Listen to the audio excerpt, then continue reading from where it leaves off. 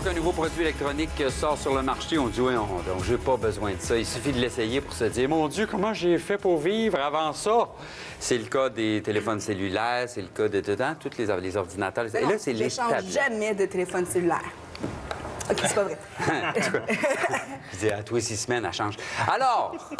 Mais normalement, je parle de techno, mais j'ai un expert avec nous, PY, parce qu'on est déjà intime. Pierre-Yves. Non, mais il m'a demandé de l'appeler PY. Entre geeks, on a créé un lien. On se comprend. Yo! Donc, Geek Squad, qui travaille chez Best Buy, il va nous expliquer aujourd'hui les tablettes. Oui. Parce qu'au début, moi, quand j'ai vu les premières tablettes, tout de suite, je me suis dit, j'en ai pas besoin. J'ai un téléphone que je traîne tout le temps. J'ai un ordinateur. Et l'absence de clavier me dérangeait profondément.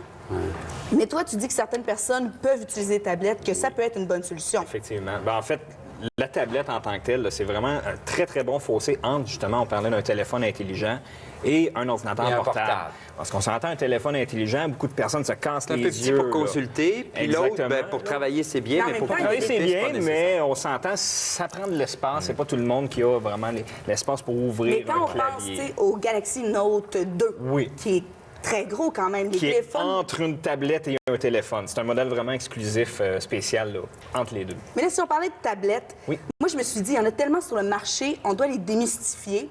Et tu as 4 catégories de tablettes pour nous. Oui, bien, en fait, les catégories, on les sépare en tant que telles selon les plateformes d'exploitation qu'ils vont utiliser. Ça, c'est le cœur, ça. C'est ce qui fait fonctionner la tablette. Exactement, exactement. OK, c'est des plateformes C'est la plateforme d'exploitation. C'est ce qui gère, en fait, là, notre système, comment on dit, système d'exploitation. D'accord. On en a 4 grands marchés. Moi, j'en vois 3, là, sur la table. On en a 3. On en a un qu'on a mis un petit peu de côté pour aujourd'hui.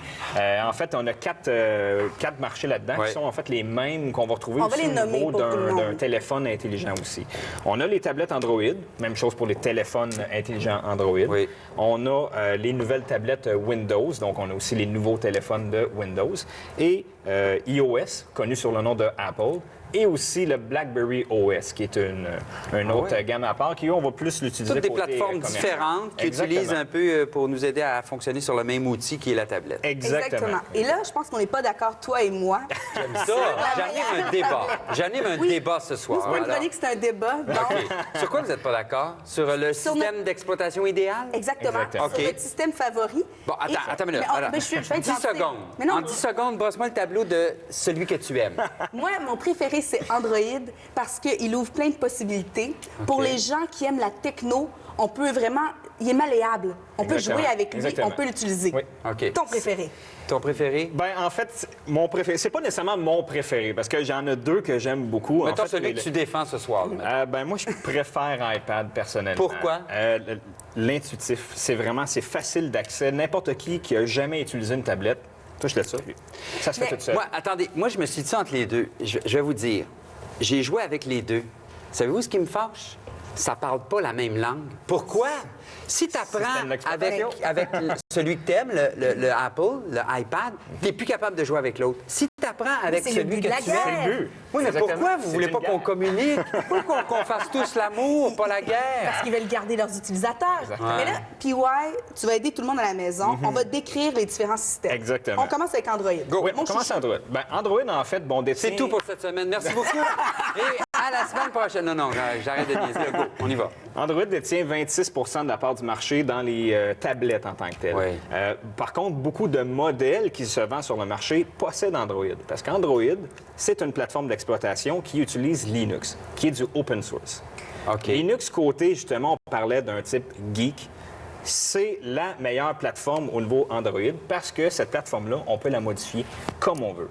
Donc, c'est l'avantage principal de Android. Pour les gens à la maison, quand ils disent Android, qu'est-ce que c'est? Il faut penser toutes les tablettes qui vont être Samsung, HTC, IBM avec le Lenovo, qui est le modèle qu'on a ici, Asus. C'est ça qui mélange tout le monde en général. Ils ne comprennent pas que Android, c'est un système qui est sur plusieurs appareils tablettes de plusieurs compagnies. Exactement. Versus, exemple, iOS d'Apple, que c'est géré par Apple, uniquement les produits Apple. Okay. Mais qu'est-ce que tu n'aimes pas sur Android?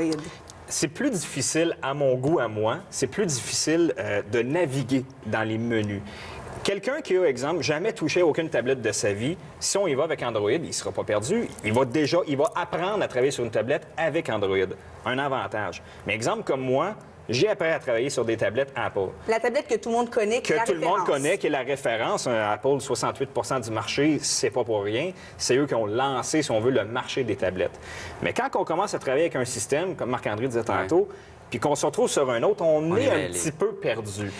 Est-ce qu'on ne devrait pas se fier à le portable sur lequel on part? On a tous eu un ordinateur, un portable, avant d'avoir une tablette. Est-ce qu'on ne devrait pas continuer dans cette ligne-là ou justement...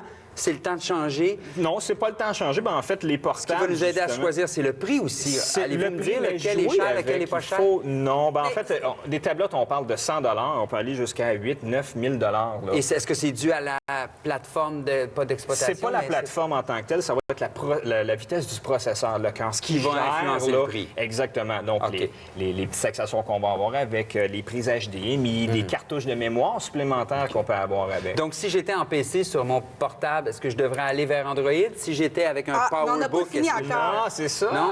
Parce que là, on va parler un peu du iPad rapidement. Tout le monde le connaît. Tout le monde le connaît. C'est une machine qui est vraiment intuitive, à mon goût, à moi. Le défaut, par contre, d'un iPad, c'est qu'on est lié uniquement avec les produits Apple. Par exemple, on va y aller pour un exemple concret. Quelqu'un qui utilise beaucoup des fils USB, donc les fils qu'on va mettre dans nos ordinateurs, il n'y a pas de port USB. Il n'y en a pas de port USB. Il faut acheter un adapteur qu'on rajoute avec pour transformer certaines prises. Est-ce qu'on veut faire ça avec une tablette ou une tablette? Oui, on c'est veut pas faire ça juste avec pour une tablette. aller chercher des applications. Celle-là ici, là, oui. tu peux la montrer. Je on la a montre. des petites prises sur le côté. Où est-ce qu'on peut, à ce moment-là, rajouter des prises USB ou des ports de mémoire extensibles avec des cartes SD? Oui. C'est vraiment intéressant. Avant de terminer, je veux qu'on parle de ton nouveau chouchou, le nouveau venu sur le marché. Tantôt, tu disais PC égale Android. Exactement. Plus nécessairement maintenant. Non. Ah non? Windows 8, c'est nouveau. C'est pas connu de tous les gens parce qu'ils viennent d'embarquer. Beau, hein? Très, très, très intéressant. On utilise des tuiles. C'est vraiment quand même assez intuitif, un petit peu comme l'iPad pour naviguer à travers ça. Ce qui est intéressant, vous avez un ordinateur à la maison avec Windows 8, le dernier venu.